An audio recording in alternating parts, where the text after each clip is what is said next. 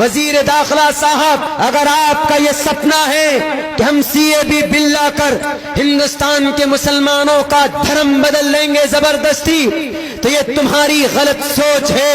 قیامت تو آ سکتی ہے، ہندوستان کا مسلمان اپنے دھرم کا، اپنے ایمان کا سودا نہیں کر سکتا ہے۔ پتہ ہمارے رگوں کے اندر کن کا خون ہے؟ ہمارے رگوں کے اندر صحابہ کرام کا خون ہے۔ بی بی سمیہ کو بیچ سے چیر دیا گیا تھا، لیکن ایمان کا سودا نہیں کیا تھا۔ حضرت بلال حبشی کے جسم میں سوراخ کیا گیا تھا، لیکن اپنے ایمان کا سودا نہیں کیا تھا۔ حضرت امام احمد ابن حنبل کے پیٹھ پر 20,000 کوڑے برسائے گئے تھے، ایمان کا سودا نہیں کیا تھا۔ حضرت امام مالک کی انگلیاں کاٹی گئی تھی، ایمان کا سودا نہیں کیا تھا۔ حضرت حسین احمد مدنی کے لیے شوٹ وارنٹ ہوا، ایمان کا سودا نہیں کیا۔ قاسم نانوتوی کی کن پٹی پر گولی لگی، ایمان کا سودا نہیں کیا۔ مولانا فضل حق خیر آبادی کو 3 سال تک جزیرے انڈمان نکوبار مالٹا کی تاریخ کے اندر کال کوٹری کے اندر ڈال دیا گیا، ایمان کا سودا نہیں کیا۔ آج بھی عبداللہ 30 کروڑ مسلمانوں کے طرف سے یہ ترجمانی کر کے تیرے کان تک آواز پہنچانا چاہتا ہے۔ ہوم منسٹر صاحب، اگر ضمیر زندہ ہے تو یہ تاریخ کی روشنی میں کہنا چاہتا ہو، 30 کروڑ مسلمانوں کی ایمان کو چھونا تو دور کی بات، تم ان کے قرآن کو جلانے کی کوشش کرو گے تو تم جل کر بھسم ہو جاؤ گے۔ اس لیے اس قرآن کی حفاظت کی ذمہ داری اللہ نے خود سے لی ہے۔ دجال فرعون آیا مٹ گیا، ہٹلر آیا مٹ گیا، دجال نمرود آیا وہ بھی اس دھرتی سے نام و نشان مٹا دیا گیا۔ اگر وقتی طور پر 350 MPs ہیں تمہارے پاس، تو یہ راجنیتی کے اندر آتی ہے حکومت، جاتی بھی ہے، بنتی ہے، بگڑتی ہے۔ اگر انہوں نے اپنی شرافت کا راستہ چھوڑ دیا تو ان مسلمانوں کے خون کے اندر آج بھی وہی گرمی ہے۔ ان کی گرمیوں نے انگڑائی لینی شروع کی تو تم کو پارلیمنٹ کے اندر بیٹھنے کے لیے کرسی نصیب نہیں ہوگی، تمہیں راستہ نظر نہیں آئے گا کہ ہم آئے تھے کہاں سے اور جائیں گے کہاں پر۔ کیوں؟ کیونکہ تم نے ہندوستان کے سمویدھان کو بدلنے کی بات کی۔ اور مسلمان وہ ہوتا ہے جو اپنے اللہ سے بھی محبت کرتا ہے، اپنے قرآن سے بھی محبت کرتا ہے، اور انڈین مسلمان اپنے ہندوستان سے بھی محبت کرتا ہے۔ شاید تمہیں یہ معلوم نہیں۔ ہندوستان کے سمویدھان کو بدلنے کی کوشش کی گئی، سمویدھان بدل دو and you can do it and accept that، کر سکتے ہو، لیکن ہمارے قرآن کو اور مسلمانوں کے ایمان کو نہیں بدل سکتے۔ میرے بھائیو، سٹیزن امینڈمنٹ بل کیا ہے میں آپ کو سمجھا دیتا ہوں، اس کے بعد پھر میں رخصت چاہوں گا۔ 15 سے 20 منٹ میرے پاس، 15 منٹ اور رہ گئے۔ بہت کم ایسا ہوا ہے کہ جہاں پر میں اتنا مختصر بیان کر پایا ہوں۔ اگر اتنا ٹائم مجھے ہر جگہ ملے تو میری آواز نہیں بیٹھے گی۔ دل بھائی جانتے ہیں، میرے بڑے بھائی میرے گائیڈ لائن کرتے ہیں، اور ہمارے سپول کے نوجوان شاعر قیصر رانا صاحب، رانا عموماً ہندو لوگ اپنے نام کے ساتھ جوڑتے ہیں، لیکن ان کا ایک شوق ہے رانا جوڑنا۔ رانا صاحب 2 مہینے ہو گئے تقریباً کنٹینیو ہم سوئے نہیں، پوری رات ایسی جاگنا ہوتا ہے، لیکن جب آپ رات کو نہیں سوئیں گے، 1-1 2 گھنٹے بولیں گے تو آٹومیٹیکلی آواز اتنی ساتھ نہیں دیتی۔ اور ہم پھر ایک فیلڈ الگ سے جڑے ہوئے، راجنیتی کی فیلڈ میں بھی ہے۔ آپ کے جو MLA صاحب آئے تھے، ہم لوگوں نے ان کے لیے بڑی محنت بھی کی تھی اور دعا بھی کی تھی۔ دعا اس لیے کی تھی، ضرورت ہے، پروٹیسٹ سے، احتجاج سے ہم اپنی بات زیادہ نہیں منوا سکتے، لیکن جہاں بل پاس ہوتا ہے ہمیں وہاں پر اگر ہم کھڑا ہو جاتے ہیں تو ہم کسی بھی بل کو روک نہیں، ہم بل کو پھاڑ سکتے ہیں، جیسا کہ بیرسٹر اسد الدین اویسی نے پھاڑا۔ سامنے کہا تھا، آپ یہ نہیں کہیے گا کہ دستار بندی کا جلسہ سیاسی بات کر رہے ہیں، مجھے صرف ایک سوال کا جواب دے دیجئے، کیا سیاست کا تعلق اسلام سے نہیں؟ मेरे नौजवान उलमा बैठे, हजरत उमर फारूक सबसे पहले पीएम थे कि नहीं थे?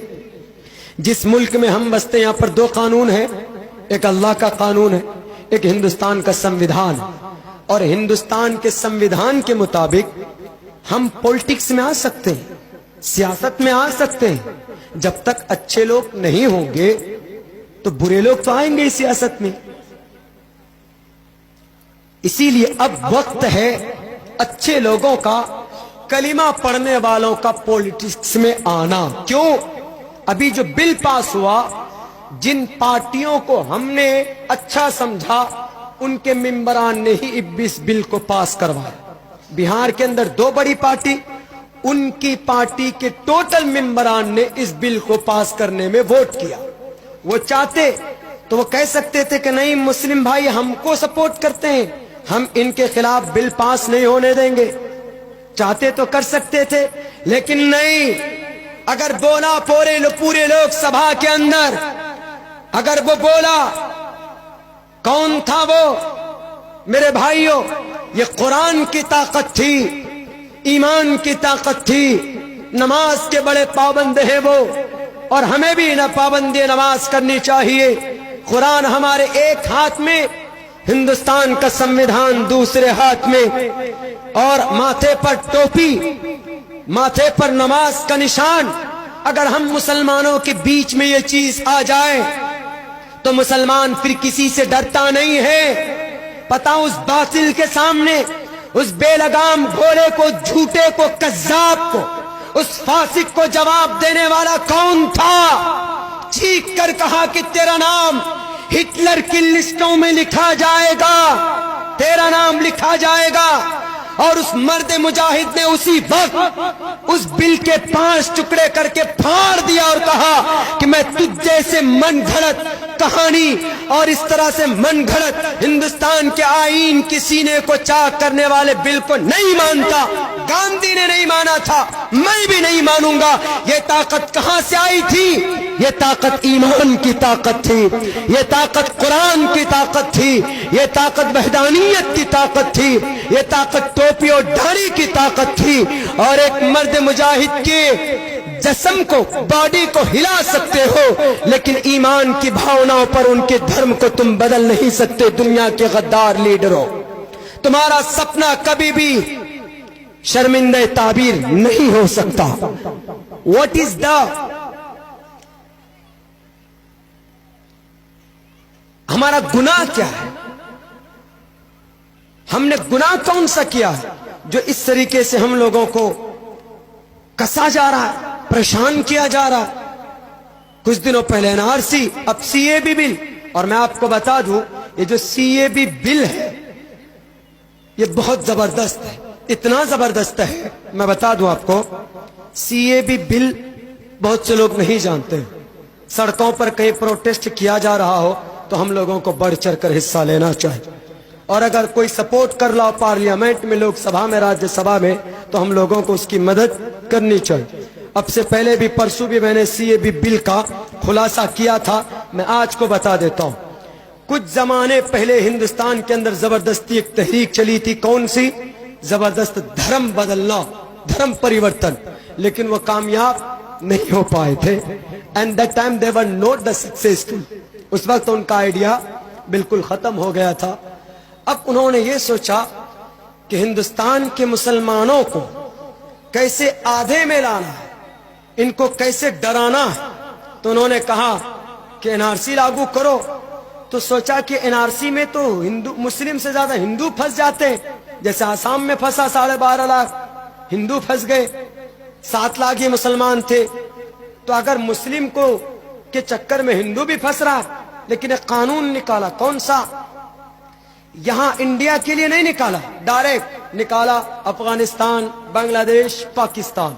जो भी हिंदू इन तीनों देशों से आएगा, मुस्लिम के अलावा कोई भी है, मुस्लिम के अलावा कोई भी है, उनको आते ही फौरन नागरिकता दे दी जाएगी, फौरन नागरिकता दे दी जाए। लेकिन अगर कोई मुस्लिम आए तो उनको नागरिकता नहीं दी जाएगी। ये डिस्क्रिमिनेशन है कि नहीं? डिस्क्रिमिनेशन का मतलब असबियत, भेदभाव। جو کہ ہندوستان کے संविधान में भेदभाव ऐसा कुछ नहीं। तो ये कानून पास किया तो आप कहेंगे कि मौलाना पाकिस्तान, बांग्लादेश, अफगानिस्तान से कोई मुसलमान आए या ना आए, हमको उससे क्या लेना देना, हम तो हिंदुस्तान के मुसलमान हैं, हम पर तो कोई एतराज ही नहीं, हमको तो कोई प्रॉब्लम ही नहीं। अब देखिए बहाना इन 3 देशों का, अगर वहां से कोई हिंदू आए फौरन नागरिकता, कोई मुस्लिम आए नागरिकता नहीं, घुसपैठ। हाँ, अगर वो मुस्लिम आया अपना धर्म बदल कर आया, धर्म बदल लिया, हम थे तो अफगानिस्तान में मुस्लिम लेकिन हम हिंदुस्तान में रहना चाहते हैं, तो सीएबी बिल के तहत गवर्नमेंट कहेगा कि तुम हिंदू बन जाओ, तुम आए हो ठीक है, आई एक्सेप्ट एंड अतिथि देव भव, आयुष्मान देव भव, आइए, वेलकम, खुशामदीद। इसका मतलब ये होता मन कान युमिनु बिल्लाहि वल यौमिल आखिर फल्युक्रिम ज़ैफ़ा। बुखारी शरीफ की जिल्द सानी की हदीस है, उसके अंदर कहा गया कि ईमान का अदब एहतराम करना, तवाज़ो करना मेहमान का, ये ईमान का हिस्सा है। बड़ी ताकीद के साथ शेखुल हक, शेख सानी, शेख अब्दुल हक रहमतुल्लाहि अलैह ने हम लोगों को दारुल देवबंद में इसकी वजाहत करते हुए उन्होंने बताई थी। तो उनको कहेंगे कि मुस्लिम हो कोई बात नहीं, आओ लेकिन धर्म बदल कराओ, ठीक है, धर्म बदल लेंगे वो। अब इंडियन मुस्लिम जब एनआरसी लागू होगा तो एनआरसी में मिसाल के तौर पर 10 करोड़ या 5 करोड़ मुसलमानों का नाम नहीं आएगा। जब नाम नहीं आएगा तो वो क्या हुआ, वो घुसपैठ हुआ। जैसे बाहर के मुसलमान आए तो वो घुसपैठ, अब एनआरसी में जिन मुसलमानों का नाम नहीं आया तो वो भी घुसपैठ। अब अगर हिंदू का नाम नहीं आता है एनआरसी में तो हिंदू के लिए तो कानून है सीएबी बिल, वो फौरन सीएबी बिल के तहत नागरिकता ले लेगा, बच गया बेचारा मुसलमान। जिनका नाम एनआरसी में नहीं है तो उनके लिए 2 ही रास्ता, एक रास्ता ये है कि सीएबी बिल के तहत तुमको हिंदू बनना पड़ेगा तब तुमको नागरिकता मिलेगी, अगर नहीं तुम मुस्लिम ही रहना चाहते हो तो तुम अपनी नागरिकता साबित करो। छोटी छोटी सी भी प्रॉब्लम होगी ना उसकी डॉक्यूमेंट्स में तो उसको रिजेक्ट कर दो, उसको कहेगा गवर्नमेंट सुप्रीम कोर्ट जाओ, हाई कोर्ट जाओ, लाखों करोड़ों रुपए खर्च कर लेगा लेकिन नागरिकता साबित नहीं कर पाएगा, आखिर के अंदर वो घुसपैठ ही रहेगा। तो अब घुसपैठ के लिए क्या है, तो घुसपैठ के लिए बनाया जाता है डिटेंशन कैंप, जो कि जेल से भी ज्यादा खतरनाक होता। जब आप डिटेंशन कैंप में आपका लिस्ट चला जाएगा तो आप अपने घर, जमीन, जायदाद, दुकान, किसी भी चीज के मालिक नहीं। चूंकि आप इंडियन नहीं, आप घुसपैठ हैं, तो आपकी सारी चीजें जब्त कर ली जाएगी। लेकिन जब आदमी को डिटेंशन कैंप में जाने की बारी आएगी ना तो मुसलमान कहेगा कि भैया ऐसा है, मैं तो आ रहा हूं सीएबी बिल के तहत, मेरा नाम बदल दीजिए, मेरा नाम शंकर है, नाम अब्दुल रहमान होगा, लेकिन चूंकि नागरिकता लेना है कहेगा मेरा नाम शंकर, मेरा भगवान का नाम विष्णु, मेरे मंदिर का नाम महाकाली और मेरा बाप का नाम वासुदेव। अपना नाम सब कुछ बदल सदल करके अपनी प्रॉपर्टी और डिटेंशन कैंप में बचने से पहले ये अपना सब कुछ बदल लेगा।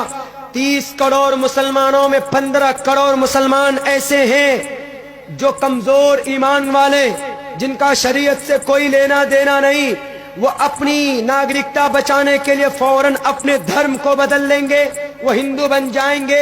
यानी 1-2 महीने के अंदर हिंदुस्तान के अंदर 10 से 15 करोड़ मुसलमान मुर्तद हो जाएंगे, मुल्हिद हो जाएंगे। ये प्लानिंग है हिंदुस्तान के गवर्नमेंट की। इसीलिए हम चीख कर कहेंगे, अगर तुम्हें दुश्मनी लेनी मुस्लिम बादशाहों की वजह से, दुश्मनी तुम अगर करना चाहते हो तो तुम उन मुस्लिम पूर्वज बादशाहों से, उनसे तुम बदला लो। आज के हिंदुस्तान के मुसलमान तो दिलो जान से इस देश से मोहब्बत करते। अगर तुम कहते हो कि औरंगजेब ने मंदिर तोड़ा था इसीलिए हम हिंदुस्तान के मुसलमानों को उसकी सजा देंगे, तो एक बात भूल जाओ, इतिहास को तोड़ मरोड़ कर पेश करने की कोशिश की गई। मेरे पास वक्त नहीं, वरना मैं बितफसील आपको 1175 साल तक हिंदुस्तान के मुस्लिम इंपेयर ने जो हुकूमत की ان کی تاریخ کیا ہے، ان کی ہسٹری کیا ہے، ان کا اتہاس کیا ہے۔ ہندوستان کے ہندو بھائیوں کو جو سویدھا اکبر بادشاہ کے زمانے میں دی گئی کسی اور بادشاہ کے زمانے میں نہیں دی گئی۔ ٹوٹل ہندو بھائیوں سے ٹیکس کو معاف کرایا، لیکن یہ صرف دشمنی ہے۔